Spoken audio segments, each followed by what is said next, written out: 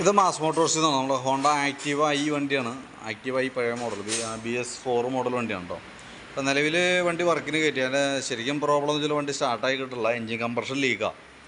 അപ്പോൾ നമുക്ക് അതിൻ്റെ എൻജിൻ കംപ്രഷൻ ലീക്ക് വരുന്ന സ്വാഭാവികമായിട്ടും വാൽവിനകത്ത് കരിയുടെ അളവ് കൂടുകയും വാൽവ് കൃത്യമായിട്ട് അടയാണ്ട് വരുമ്പോഴൊക്കെയാണ് സാധാരണ രീതിയിൽ കംപ്രഷൻ ലീക്ക് വരാം. പല കാരണങ്ങളുണ്ട്. കംപ്രഷൻ ലീക്ക് സാധാരണ രീതിയിൽ വരുന്നത് വാൽവിനകത്ത് ഇങ്ങനെ കാർബണിൻ്റെ കംപ്ലയിൻറ്റ് വരുമ്പോഴാണ്. പിന്നെ കംപ്രഷൻ റിങ്ങിന് കംപ്ലയിൻ്റ് ഉണ്ടെങ്കിലും വരാം കേട്ടോ. അത് നമുക്ക് അഴിച്ചു നോക്കിയാലാണ് പറയാൻ പറ്റുള്ളൂ. അപ്പോൾ വണ്ടി നമ്മളിപ്പോൾ രാവിലെ സ്റ്റാർട്ട് ചെയ്യാൻ നോക്കിയിട്ട് ഒരു രീതിയിൽ വണ്ടി സ്റ്റാർട്ടാവില്ല, കിക്കർ പിടിക്കില്ല, കിക്കർ ബലക്കുറവോടുകൂടി താഴേക്ക് പോകാം, അതൊക്കെയാണ് അതിൻ്റെ കംപ്ലയിൻറ്റ്. അപ്പോൾ നമുക്കത് എൻജിൻ ഹെഡിൻ്റെ ഭാഗം അഴിച്ച് ചെക്ക് ചെയ്താലാണ് നമുക്കത് എന്താണ് യഥാർത്ഥത്തിൽ അതിൻ്റെ പ്രോബ്ലം എന്നുള്ളത് ചെക്ക് ചെയ്തിട്ട് ക്ലിയർ ചെയ്യാനായിട്ട് പറ്റുള്ളൂ. അപ്പോൾ സാധാരണ രീതിയിൽ ഒരു ആക്റ്റീവ മോഡൽ വണ്ടിയുടെയൊക്കെ എൻജിൻ അഴിച്ച് ഹെഡിൻ്റെ ഭാഗം ക്ലീൻ ചെയ്ത്, ഹെഡ് അഴിച്ച് ക്ലീൻ ചെയ്യുന്ന സമയത്ത് തന്നെ സ്റ്റാൻഡേർഡ് പിസ്റ്റണാണ് കിടക്കണതിൻ്റെ നമുക്ക് റിങ്സും കൂടി മാറ്റേണ്ടതായിട്ട് വരും. അപ്പോൾ റിങ്സ് അടക്കം മാറ്റി വരുമ്പോൾ സാധാരണ രീതിയിലൊരു 3000 തുടങ്ങി 3500 വരെ നോർമൽ രീതിയിൽ ചിലവ് വരാറുണ്ട്. അതായത് parts, labour, valve seating, lathe work എല്ലാം കൂടിയിട്ട് ഏകദേശം ഒരു 3000-3500 നമുക്ക് ചിലവ് വരാറുണ്ട്. അപ്പോൾ അത് പ്രതീക്ഷിച്ചിട്ട് വേണം നമുക്ക് അഴിക്കാനായിട്ട്. പിന്നെ ഇതിന് ബാക്കിലത്തെ ബ്രേക്ക് കുറവുണ്ട്, ഫ്രണ്ടിലത്തെ ബുഷുകൾ കംപ്ലയിൻ്റ് ഉണ്ട്, ഹാൻഡിൽ ബെയറിംഗ് ഒക്കെ കംപ്ലയിൻ്റ് ആയിട്ട് കാണുന്നുണ്ട്. നമ്മളിപ്പോൾ കയറ്റുമ്പോൾ തന്നെ നമുക്ക് അതിൻ്റെ വണ്ടി ഓടിച്ചു നോക്കാൻ പറ്റിയിട്ടില്ല, പക്ഷേ കയറ്റുമ്പോൾ തന്നെ നമുക്ക് അറിയാനായിട്ട് പറ്റും. ഫ്രണ്ട് സൈഡൊക്കെ നല്ല ഇളക്കവും കാര്യങ്ങളൊക്കെ ഉണ്ട്.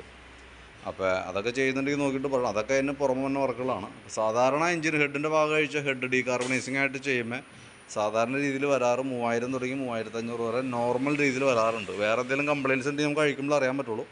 കാരണം എഞ്ചിൻ്റെ ഭാഗം നമ്മൾ ഹെഡ് അഴിക്കുമ്പോഴായാലും ക്ലച്ച് സൈഡൊക്കെ അഴിച്ച് പോകും, കാർബറേറ്ററിൻ്റെ ഭാഗമൊക്കെ അഴിക്കും, എയർ ഫിൽറ്ററൊക്കെ ഒന്ന് അഴിച്ച് ക്ലീൻ ചെയ്യും. അപ്പോൾ എയർ ഫിൽറ്റർ ക്ലീനിങ്, എയർ ഫിൽറ്ററും കാർബറേറ്റർ ക്ലീനിങ്ങും ഒക്കെ അതിനകത്ത് വന്ന കേസാണ്. വേറെ അഡീഷണൽ ആയിട്ട് എന്തെങ്കിലും കിട്ടി നമുക്ക് അഴിക്കുമ്പോൾ അറിയാൻ പറ്റുള്ളൂ കേട്ടോ. അപ്പോൾ അഴിച്ചു ചെയ്യാൻ തന്നെ വേണം, കാരണം ഇത് വേറെ മാർഗ്ഗമില്ല. വണ്ടി സ്റ്റാർട്ടായി കിട്ടുന്നില്ല, അതാണ് മെയിനായിട്ടുള്ള പ്രോബ്ലം. പിന്നെ വണ്ടി കുറേ ഉപയോഗിക്കാണ്ടിരുന്ന കേസൊക്കെ ആണെന്നുണ്ടെങ്കിൽ സ്വാഭാവികമായിട്ടും കാർബറേറ്ററും പ്രോബ്ലത്തിലേക്ക് ആയിട്ടുണ്ടാവാം. അപ്പോൾ കാർബറേറ്ററൊക്കെ അഴിക്കുമ്പോൾ നമുക്ക് അറിയാൻ പറ്റുള്ളൂ. കാർബറേറ്റർ ക്ലീനിങ് നമ്മളിതിനകത്ത് ഉൾപ്പെടുത്തും. ഈ വന്നതിലൊക്കെ വരാറുണ്ട് സാധാരണ. മാറ്റേണ്ടിയൊക്കെ വന്നു കഴിഞ്ഞാൽ അഡീഷണൽ പേയ്മെൻറ്റൊക്കെ വന്ന കേസാണ്. അപ്പോൾ അതൊക്കെ നമുക്ക് അഴിച്ച് നോക്കിയാലാണ് അറിയാൻ പറ്റുള്ളൂ കേട്ടോ. Valve seating, carburettor cleaning, labour charge, പിന്നെ ഹെഡുമായി ബന്ധപ്പെട്ട് വന്ന ഗ്യാസ്കറ്റുകൾ, ഓറിങ്, അങ്ങനത്തെ ഐറ്റംസൊക്കെ ഇതിനകത്ത് വരും.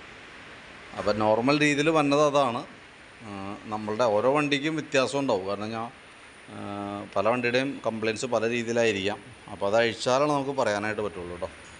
അപ്പോൾ വീഡിയോ കണ്ടു കഴിയുമ്പോൾ നോക്കിയിട്ടൊന്ന് പറയാം. അപ്പോൾ നമ്മളത് ഏകദേശം ഒരു 3500 പ്രതീക്ഷിച്ച് വേണം നമ്മൾ അഴിക്കാനായിട്ട്. ഏറ്റവും ചുരുങ്ങിയത് അതിൻ്റെ മുകളിലേക്കാണ് വരുള്ളൂ, താഴേക്ക് വരില്ല.